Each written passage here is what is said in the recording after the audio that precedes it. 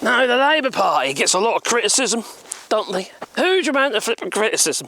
Some of it is justified and some of it is not. So in this video, I want to share with you some of the things that the Labour Party has actually done since they've been in power, which is actually considerable considering they've only been in power for about 6 months. There is a hell of a lot they've done.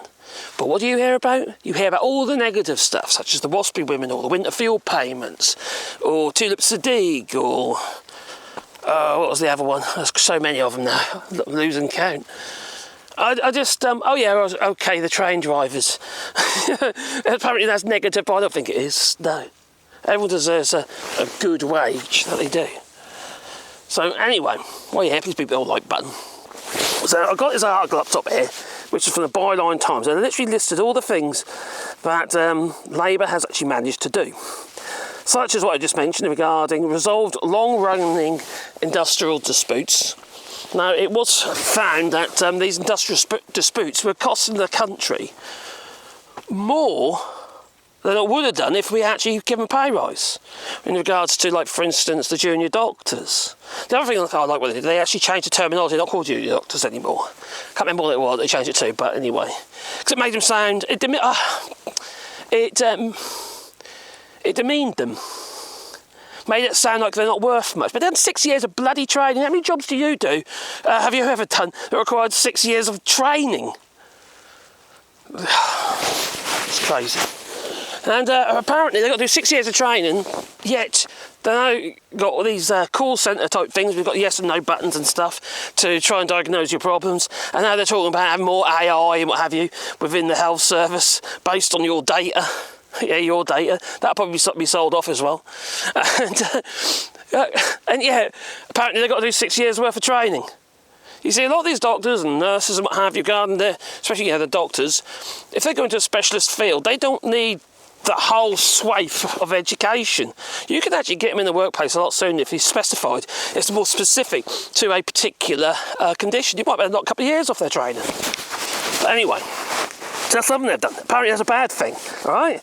Improved the incomes of many of the poorest. Yes, they've increased minimum wage and stuff like that. Yet the minimum wage is still way too low because it's just been subsidised by universal credit, which means it's been subsidised by the social system and well, taxpayers' money.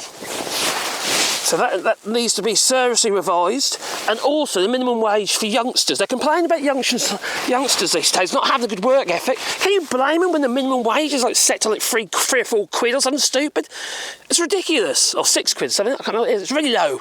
It's probably, also the United States, or was it $7.24, is that minimum wage? In the United States hasn't been updated for about 15 odd years. So it's going to be something like that. It's really low.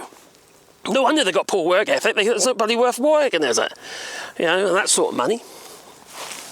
Oh, got a car coming. I better just grab my doggies. Come on, guys. Pandora. Pandora. Got a car coming. Let me just grab her.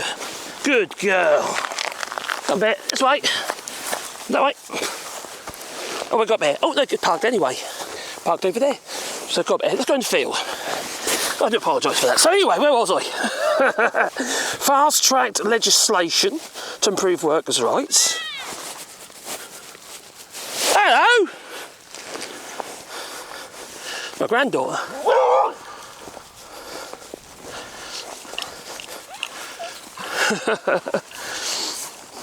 There they go, look. It's my little granddaughter. So, yeah, improve workers' rights. Restored NHS funding, because the Tories cut it. They're a bit excited. Hello. Hey, my darling. Oh, hey, my sweetheart. Yeah, so that's a bit crazy. Almost got my son over there. He worked in the NHS. Nurse.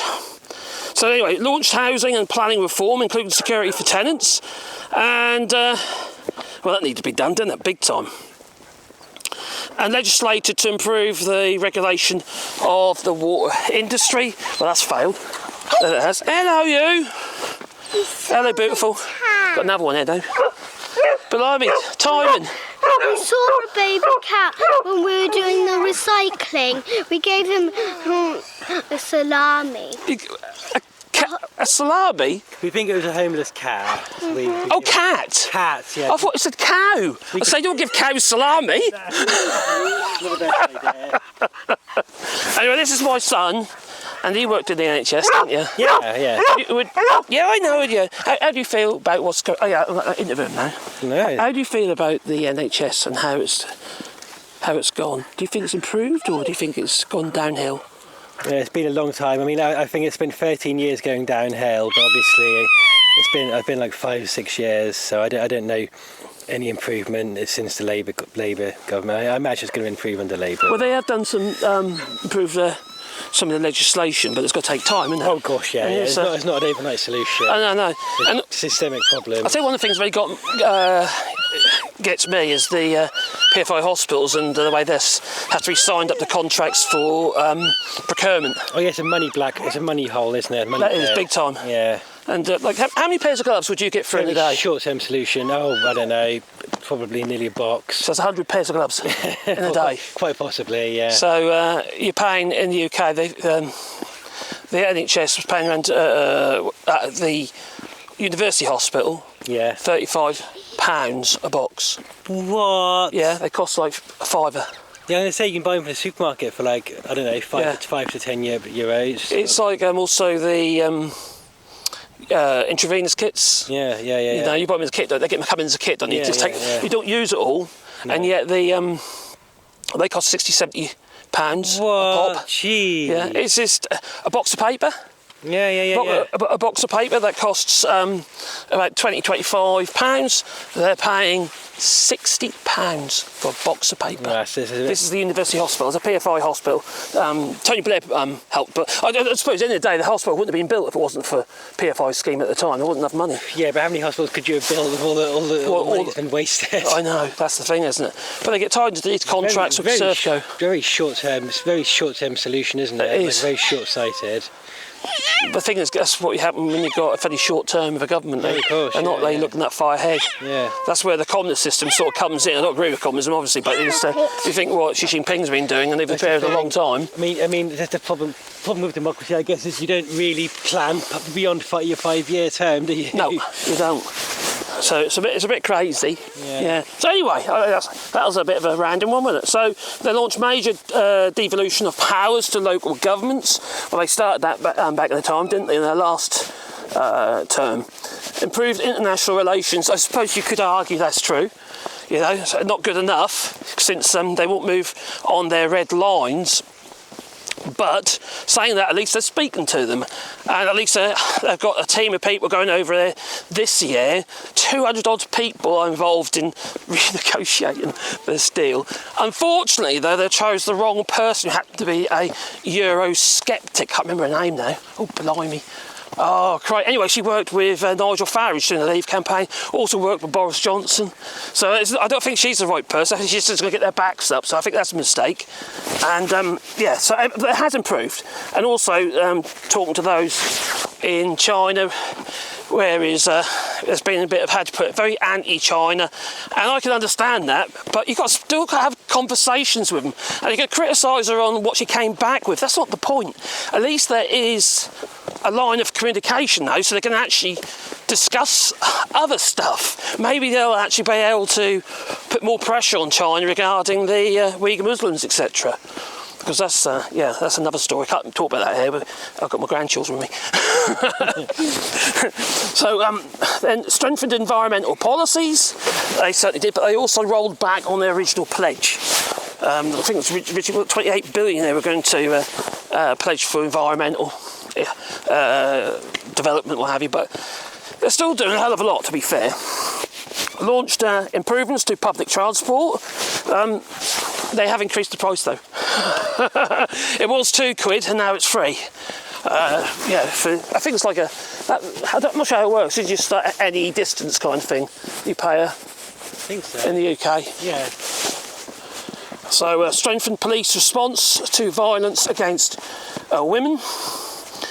And yet Jess Phillips gets criticised by Elon Musk, totally unjustified, and Well, he hates women, doesn't he? Well, yeah, there's something wrong with that man. But it's not surprising when you consider that his father, did I tell you this already?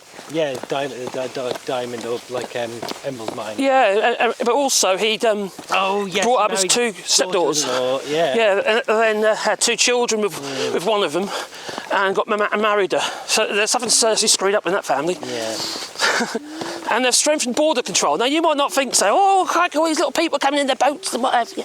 They're taking more jobs than my women. They are. Yeah, but no.